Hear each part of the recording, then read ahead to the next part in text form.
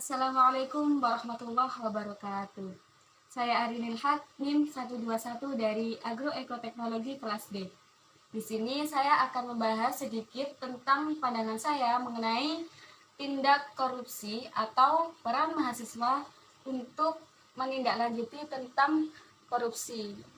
Jadi, pada umumnya kita semua tahu bahwa tindak korupsi atau suatu korupsi itu sangat merugikan untuk diri kita, masyarakat, dan juga negara. Jadi, untuk itu kita sebagai seorang mahasiswa dari diri kita sendiri untuk masa depan negara Indonesia yang lebih baik dan lebih aman lagi, kita harus lebih sadar bahwa korupsi itu tindakan yang sangat tidak baik. Nah, untuk mencegah agar tidak terjadinya korupsi lagi di masa depan, perlu kita evaluasi dari kejadian-kejadian korupsi pada masa lalu.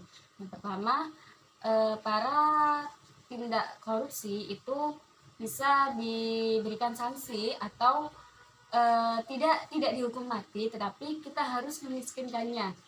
Kemudian, kita juga harus menuntut para pelaku korupsi untuk mengganti semua kerugian yang telah ia buat. Terus setelah itu, untuk adanya tindak korupsi ini pasti tidak jauh dari kata aparat negara. Jadi dari pemerintah sendiri itu seharusnya kayak ngasih tambahan atau kayak pembelajaran tambahan buat aparat-aparat di sana mengenai bahayanya korupsi, dan juga untuk agar orang di masa depan itu tidak melakukan korupsi lagi.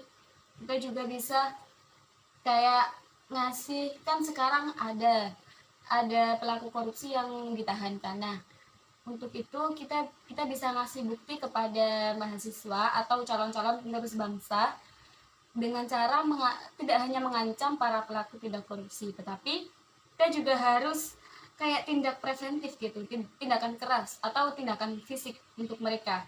Seperti mereka harus mengganti uang, itu kan harus dan kayak didokumentasi gitu. Jadi kita yang penerus bangsa atau kita yang masih bibit-bibit negara Indonesia ini, itu kita nggak istilahnya takut gitu kalau mau menindak korupsi seperti itu. Jadi mungkin itu saja dari menurut saya.